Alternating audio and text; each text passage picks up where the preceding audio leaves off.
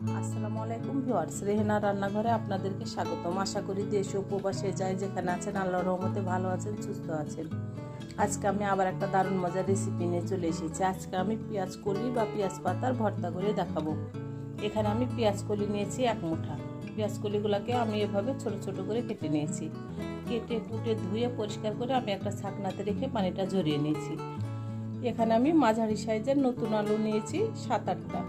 আলুগুলাকে আমি এভাবে কুচি কুচি করে কেটে নিয়েছি। কেটে কুটে ধুয়ে আমি পরিষ্কার করে নিয়েছি। এখানে আমি মাঝারি সাইজের 2টা টমেটো নিয়েছি। তাহলে চলুন কথা না বাড়িয়ে কিচেনে যাওয়া যাক।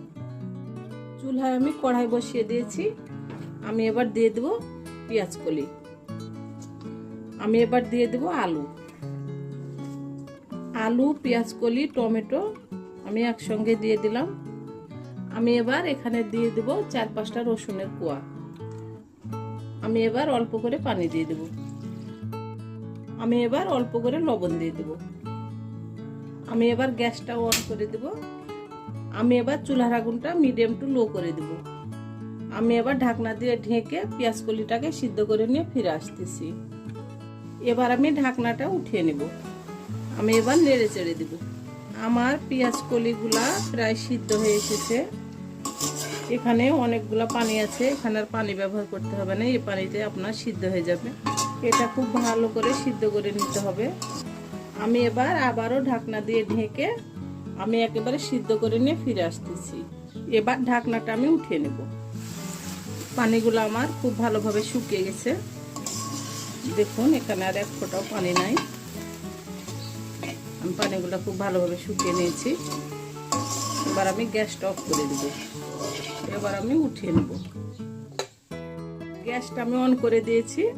চুলায় আমি কড়াই চাপিয়ে দিয়েছি। এবার আমি দিয়ে দেবো তেল, রেগুলার তেল, সয়াবিন তেল।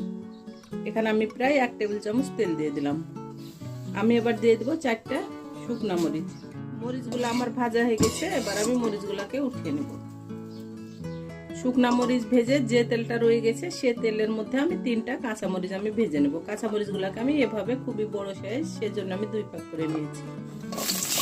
কাঁচামরিচগুলো আমার ভাজা হয়ে গেছে। এবার কাঁচামরিচগুলোকে আমি উঠিয়ে নেব। মরিচ ভেজে যে তেলটা রয়ে গেছে সেই তেলের মধ্যে আমি পেঁয়াজ কলিগুলো ভেজে নেব। পেঁয়াজ কলিগুলো ভেজে নিয়ে আমি একেবারে ফিরে আসবো। পেঁয়াজ কলিগুলো আমার ভালোভাবে ভাজা হয়ে গেছে।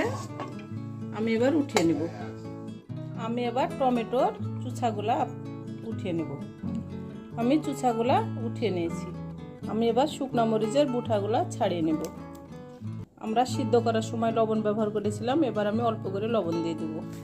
আমি এবার শুকনা মরিচগুলোকে ভালো করে চটকে নেব। শুকনা মরিচগুলো আমার চটকানো হয়ে গেছে। এবার আমি কাঁচা মরিচগুলোকে চটকে নেব। শুকনা মরিচ, কাঁচা মরিচ আমি চটকে নিয়েছি। এবার আমি দিয়ে দেবো পেঁয়াজ কুচি। এখানে আমি বড় সাইজের 2টা আমি পেঁয়াজ কুচি দিয়ে দিলাম। এবার পেঁয়াজ কুচিগুলোকে আমি ভালো করে আমি চটকে নেব। পেঁয়াজগুলো আমার চটকানো হয়ে গেছে। এবার আমি দিয়ে দেবো সরিষার তেল। আমরা যেহেতু ভর্তা করছি আমাদেরকে অবশ্যই সরিষার তেল ব্যবহার করতে হবে। এখানে আমি প্রায় 3 টেবিল চামচ সরিষার তেল দিয়ে দিলাম। এবার আমি ভালো করে আবারও পেঁয়াজ, মরিচ আপনার চটকে নেব। আমার কাঁচা মরিচ, শুকনো মরিচ, পেঁয়াজ ভালো করে আমি চটকে নিয়েছি। এবার আমি টমেটোগুলোকে চটকে নেব।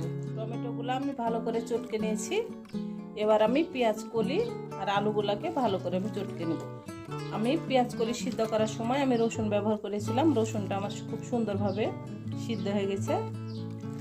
এবার আমি সবগুলাকে একেবারে ভালো করে চটকে নেব। আমার রেসিপিগুলা যদি ভালো লাগে তাহলে আমার ভিডিওগুলো দেখার অনুরোধ রইল। যদি ফেসবুক থেকে দেখেন তাহলে অবশ্যই একটা ফলো দিয়ে দিন। ইউটিউব থেকে দেখলে একটা সাবস্ক্রাইব করার অনুরোধ রইল। হাতে যদি সময় থাকে লাইক, শেয়ার, কমেন্ট করে দিন। আপনাদের একটা শেয়ারে আমি অনেক দূরে এগিয়ে যেতে পারবো। আমি এবার ভালো করে চটকে নিয়ে একেবারে ফিরে আসতেছি। ভর্তাটা আমার পুরোপুরি কমপ্লিট। এখন শীতের সময় বাজারে অ্যাভেলেবল আপনার পেঁয়াজ কলি বা পেঁয়াজ পাতা পাওয়া যাচ্ছে।